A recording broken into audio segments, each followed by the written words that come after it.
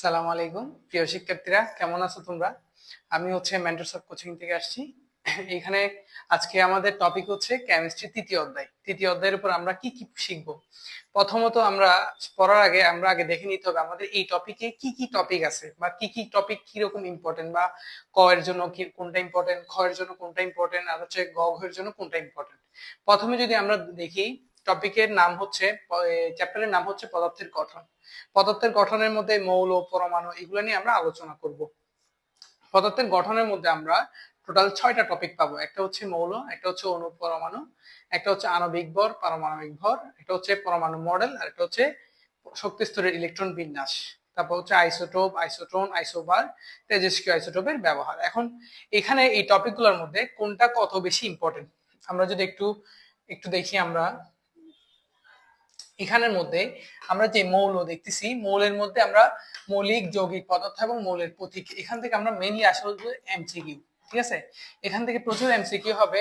আবার অণু এবং পরমাণু এগুলোর কিছু বেসিক আছে, এগুলোর বেসিক থেকে আমার এমসিকিউ প্রশ্ন হইতে পারে। পরমাণুর পরিচিতি, পরমাণু কিভাবে আসছে, পরমাণু কণিকা, হ্যাঁ, কিভাবে আমরা প্রকাশ করব, সংকেত কিভাবে লিখবো, তারপর কোনটাকে পারমাণবিক সংখ্যা বলা হয়, কোনটাকে ভর সংখ্যা বলা হয়, এগুলো আমরা বিস্তারিত আলোচনা করব। বেসিক্যালি এখানের এই পার্টটা হচ্ছে খুবই ইম্পর্টেন্ট, এই চ্যাপ্টারের এই পার্ট আর হচ্ছে এই পার্টটা খুবই ইম্পর্টেন্ট। এই পার্ট হচ্ছে ম্যাথের জন্য খুবই ইম্পর্টেন্ট। আমাদের আপেক্ষিক পারমাণবিক ভর দিয়ে একটা ম্যাথ মাস্ট থাকবে, আপেক্ষিক ভর দিয়ে একটা থাকবে, অথবা আপেক্ষিক আণবিক ভর। এইসব জিনিস আমাদের দরকার, কারণ হচ্ছে আমরা যখন ষষ্ঠ অধ্যায় সপ্তম অধ্যায়ে যাব তখন আমাদের ম্যাথের ক্ষেত্রে এই টপিকগুলো খুবই বেশি ইম্পর্টেন্ট। তারপর আসে হচ্ছে পরমাণু মডেল। এটা হচ্ছে একটা থিওরিটিক্যাল পড়া, এটা হচ্ছে মূলত বোঝার মাধ্যমে মুখস্থ রাখবা। এখান থেকে 5 ধরনের কোশ্চেন আসতে পারে আমাদের সৃজনশীলের মধ্যে। রাদারফোর্ড পরমাণু মডেল, তারপর এই পরমাণু মডেলের সীমাবদ্ধতা, তারপর হচ্ছে বোর পরমাণু মডেলের সীমাবদ্ধতা, তারপর সাফল্য, তারপর হচ্ছে কম্পেয়ার করব যে রাদারফোর্ড এবং বোরের মধ্যে কোনটা বেটার, ঠিক আছে। তারপর আসে হচ্ছে ইলেকট্রনের বিন্যাস, শক্তি স্তরের ইলেকট্রন বিন্যাস, এটা খুবই ইম্পর্টেন্ট। এটা যদি আমরা না পড়ি আমরা চতুর্থ অধ্যায় কিছুই পারবো না, কারণ হচ্ছে চতুর্থ অধ্যায় পুরাটাই হচ্ছে আমাদের ইলেকট্রন বিন্যাসের উপর, ঠিক আছে।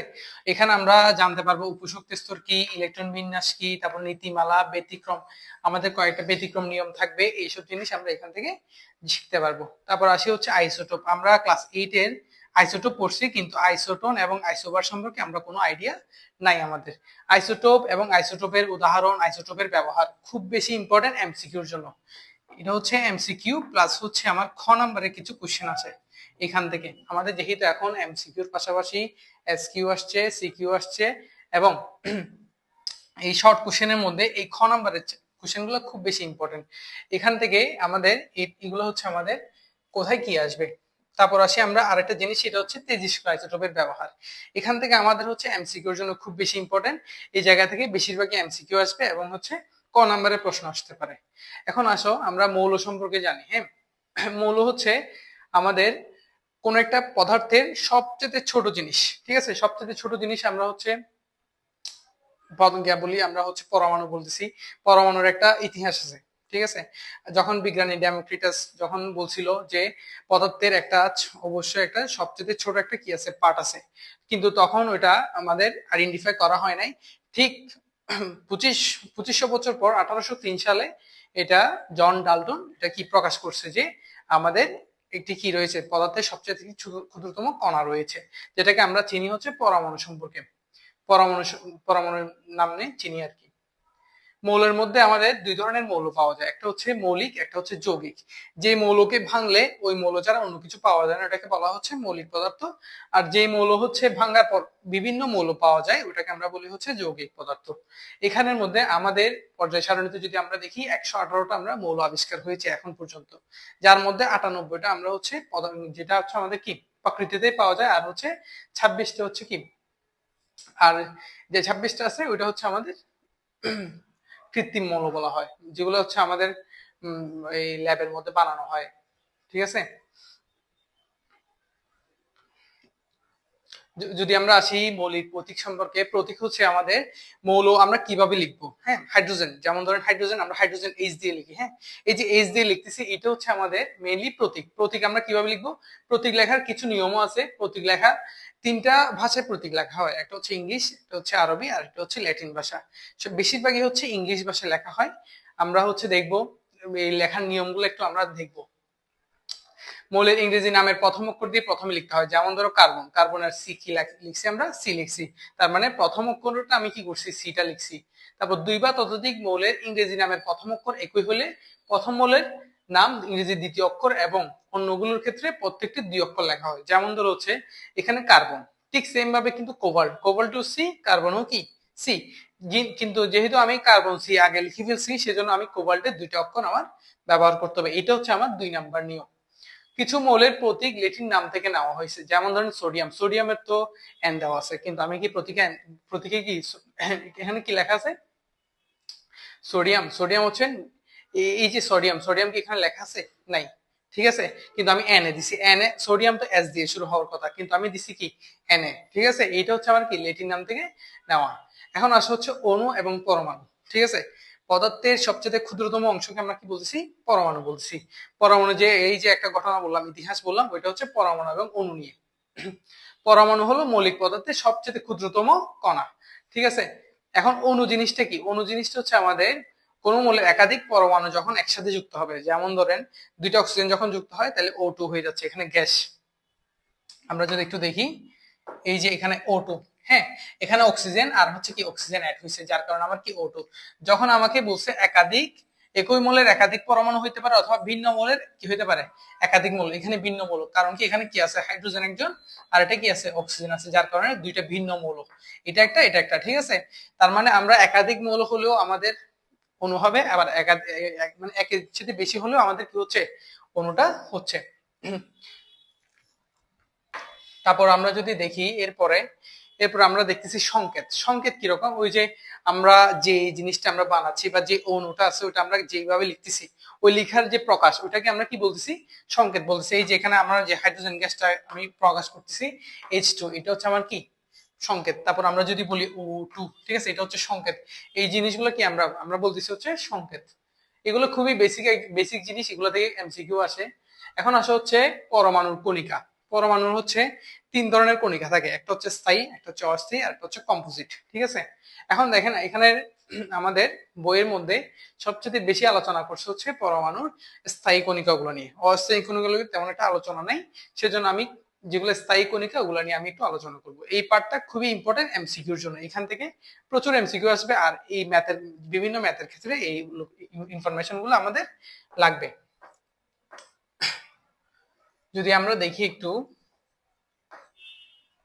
এখানে পরমাণুর যেই আমাদের কণিকার মধ্যে স্থায়ীর মধ্যে কি কি আছে, স্থায়ী, স্থায়ীর মধ্যে আমার আছে হচ্ছে ইলেকট্রন, ই দিয়ে প্রকাশ করা হয়, পি, প্রোটন, ঠিক আছে, আর হচ্ছে নিউট্রন, ঠিক আছে। আমাদের যদি আমার এটা একটা অণু হয়, এখানে বাইরে আমার যেটা থাকবে সেটাকে আমরা কি বলছি ইলেকট্রন, আর যেটা ভিতরে সেটাকে বলা হয় নিউক্লিয়াস, এটাকে কি বলা হয় নিউক্লিয়াস। এখন এই নিউক্লিয়াসের মধ্যে আমার প্রোটন থাকবে এবং হচ্ছে কি নিউট্রন থাকবে। প্রোটন এবং নিউট্রন যে সবসময় সেম থাকবে তা না, কিন্তু প্রোটন যখন থাকবে তখন কি প্রোটন এবং ইলেকট্রনের সংখ্যা বেশিরভাগ সময় আমার কি হয় সেম হয়। এখন আমরা আছি হচ্ছে ইলেকট্রন নিয়ে আমরা আলোচনা করি। ইলেকট্রন নিয়ে কি আলোচনা করব, ঋণাত্মক আধান বিশিষ্ট। প্রথমে যখন আমি ই এর উপর একটা মাইনাস দিলাম তার মানে এটা কি আধান, এটা হচ্ছে একটা ঋণাত্মক আধান, ঠিক আছে। তার মানে আমি আমার একদম মানে চেনার একদম সহজ উপায় হচ্ছে আমার কি থাকবে নেগেটিভ থাকবে। যদি আমি 2 মাইনাস থাকে তাহলে এটা কি আমার এটা বোঝায় হচ্ছে ঋণাত্মক, মানে হচ্ছে ইলেকট্রনের সংখ্যা, ঠিক আছে। এখানে দেখেন আদানের পরিমাণ, এই আদানের পরিমাণ হচ্ছে আমার 1.60 into 10 to the power -19। এটা একদম হুবহু সেম প্রোটনেরও, শুধুমাত্র আমার এখানে মাইনাস আছে, প্রোটনের ক্ষেত্রে কি থাকবে প্লাস থাকবে, ঠিক আছে, এতটুকুই পার্থক্য। এটা ই মাইনাস দ্বারা প্রকাশ করা অলরেডি আমি এখানে লিখে প্রকাশ করছি। এটার আপেক্ষিক আদান -1। এটার ঠিক উল্টাটা হচ্ছে প্রোটন, প্রোটন হচ্ছে কি +1, এটার আপেক্ষিক ভর হচ্ছে 0। এবং এই যে এই লাইনটা খুব বেশি ইম্পর্টেন্ট, এটা খুব বেশি ইম্পর্টেন্ট কারণ হচ্ছে এমসিকিউ তে প্রচুর আসে, গত 2-1 বছর এগুলো অনেক আসছে, ঠিক আছে। এটা হচ্ছে আমার প্রোটন এবং নিউট্রনের তুলনায় এত গুণ কম, মানে 1840 গুণ কম তা এটার ভর, ঠিক আছে, ভর হচ্ছে কত 9.11 into 10 to the power -28। এটা হচ্ছে প্রোটন এবং নিউট্রনের কত গুণ 1840 গুণ কম। আমরা যদি আরেকটু দেখি, একটু নিচের দিকে যাই, তাহলে আমরা আরো কয়েকটা জিনিস পাচ্ছি। আমরা সে হচ্ছে প্রোটন নিয়ে আলোচনা করি একটু।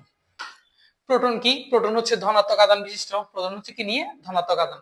এখন দেখেন আমরা আগেও পড়ছি 1.67 × 10⁻19, যেটা আগে মাইনাস ছিল এখন প্লাস আছে। ঠিক সেম ভাবে আগের আধান ছিল -1 এখন হচ্ছে কি +1। এতটুকু আপেক্ষিক ভর ছিল কত? 1, এখন হচ্ছে আমার 0। প্রোটনের প্রকৃত ভর 1.673 × 10⁻24। এটা হচ্ছে আমার পরমাণু প্রোটন সম্পর্কিত যে আলোচনা, যে তথ্যগুলো আছে এগুলো খুব বেশি ইম্পর্টেন্ট। এগুলো এমসিকিউ তে দিবে। এমসিকিউ তে বলবেন যে নিচে প্রোটনের ভর কোনটি, বা হচ্ছে নিচে আপেক্ষিক ভর কোনটি, প্রোটনের আপেক্ষিক ভর কোনটি, এভাবে আমার কি আসবে? এমসিকিউ গুলো আসবে। আর যদি আমরা লাস্ট আরেকটা জিনিস আছে, সেটা হচ্ছে আমরা নিউট্রন। নিউট্রনটা হচ্ছে নিউক্লিয়াসে থাকবে প্রোটনের সাথে, ঠিক আছে? যদি আমরা দেখি যে মূল কণিকায় কোনো আদান থাকে না, তার মানে হচ্ছে আমরা তিনটা দেখছি, একটা হচ্ছে প্রোটন, একটা হচ্ছে ইলেকট্রন, আর একটা হচ্ছে নিউট্রন। এটা পজিটিভ, এটা হচ্ছে নেগেটিভ, কিন্তু এটাতে কি নাই? কোনো ধরনের আদান নাই। যেটাতে আদান থাকবে না ওটাকে আমরা কি বলবো? নিউট্রন বলবো, ঠিক আছে? আদানের হচ্ছে 0, তারপর এন দ্বারা প্রকাশ করা হয়, এটাকে এন দ্বারা প্রকাশ করতে পারবো। আপেক্ষিক আদান হচ্ছে 0, আপেক্ষিক ভর হচ্ছে কত? 1, আর প্রকৃত ভর হচ্ছে 1.67 × 10⁻24, ঠিক আছে? এই ছাড়া সকল মৌলে কি আছে? নিউট্রন থাকে। এটা হচ্ছে এক নোট। নিউট্রন, হাইড্রোজেন, হাইড্রোজেন হচ্ছে আমার কত? হাইড্রোজেন হচ্ছে 1, প্রোটন সংখ্যা 1, ভর সংখ্যা কত? 1। এখানে আমার কি নাই? কোনো ধরনের কি নাই? নিউট্রন সংখ্যা নাই। এটা একটু মাথায় রাখবা, কারণ অনেক সময় এটা এমসিকিউ তে দিয়ে দেয়, অথবা ম্যাথের ক্ষেত্রে এটা অনেক সময় লাগে, আমরা অনেক সময় কনফিউজ হয়ে যাই, ঠিক আছে? এখন আসবো হচ্ছে পারমাণবিক সংখ্যা এবং ভর সংখ্যা, ঠিক আছে? এটা খুব বেশি ইম্পর্টেন্ট। এটা ইন ফিউচার আমাদের যে চ্যাপ্টার গুলো আছে ওগুলোতে আমরা খুব বেশি লাগবে, এবং এখানে ছোটখাটো একটা ম্যাথও এমসিকিউর জন্য আসতে পারে, ঠিক আছে? আমরা যদি একটু দেখি, বলছে হচ্ছে পারমাণবিক সংখ্যা এবং হচ্ছে কি আমার ভর সংখ্যা। হ্যাঁ, এখন দেখো তোমরা, পারমাণবিক সংখ্যা, পারমাণবিক সংখ্যা হচ্ছে আমার প্রোটন সংখ্যাকে কি বলতেছি আমরা? পারমাণবিক সংখ্যা। তার মানে আমার প্রোটনে যে সংখ্যা থাকে, একটা পরমাণুতে যতটুকু প্রোটন থাকবে ওটাকে আমরা কি বলছি? পরমাণু সংখ্যা বলতেছি, ঠিক আছে? আর যদি আমরা দেখি কিভাবে প্রকাশ করে, ঠিক আছে? ধরো আমরা লিখলাম হচ্ছে অ্যালুমিনিয়াম, অ্যালুমিনিয়াম 13 আর হচ্ছে কত? 27, ঠিক আছে? এখন দেখো অ্যালুমিনিয়ামের এই জায়গায় যেটা, সেটাকে বলা হচ্ছে প্রোটন সংখ্যা। এটাকে কি বলা হয়? প্রোটন সংখ্যা অথবা পারমাণবিক সংখ্যা, যেটাকে আমরা Z দ্বারা প্রকাশ করা হয়। আর এই জায়গায় যেটা থাকে সেটাকে আমরা কি বলি? এটাকে বলি হচ্ছে ভর সংখ্যা। এটা কি দ্বারা প্রকাশ করা হয়? এ দ্বারা প্রকাশ করা হয়, ঠিক আছে? আমরা যদি দেখি এখানে ভর সংখ্যা বের করার যে সূত্র, ঠিক আছে, সেটা হচ্ছে প্রোটন সংখ্যা, প্রোটন সংখ্যা প্লাস হচ্ছে নিউট্রন সংখ্যা, নিউট্রন সংখ্যা। এটা হচ্ছে আমার এই ভর সংখ্যা বের করার সূত্র, ঠিক আছে? এই যে এখানে লিখে দিছে, ভর সংখ্যা প্রকাশ করা হচ্ছে এ দিয়ে, তারপর হচ্ছে প্রোটন সংখ্যা প্রকাশ করা হচ্ছে Z দিয়ে, ঠিক আছে? আমরা যদি এই জিনিসটা একটু দেখি, আমরা একটা एग्जांपल দেখি, যে অ্যালুমিনিয়াম দিয়ে আমরা লিখলাম না, অ্যালুমিনিয়াম, অ্যালুমিনিয়াম হচ্ছে আমার কত? অ্যালুমিনিয়াম হচ্ছে আমার 13, প্রোটন সংখ্যা, আর ভর সংখ্যা কত? 27, আর আমরা এখানে দিলাম হচ্ছে 3+, ঠিক আছে? এখন আমরা দেখি এখানে কয়টা ইলেকট্রন আছে, কয়টা প্রোটন আছে, কয়টা নিউট্রন আছে, সবকিছু আমরা দেখছি। আমরা যদি ফার্স্টে আমরা প্রোটন দেখি, ঠিক আছে? প্রোটন সংখ্যা বা পারমাণবিক সংখ্যা হচ্ছে আমার কত? 13, যেহেতু আমার দেওয়া আছে। ভর সংখ্যা কত? ভর সংখ্যা হচ্ছে এ হচ্ছে আমার কত? এ হচ্ছে আমার 27, ঠিক আছে? আমার নিউট্রন সংখ্যা, নিউট্রন সংখ্যা কত হবে আমার? আমার 27 থেকে যদি আমি 13 বাদ দিই, আমার কত আসে?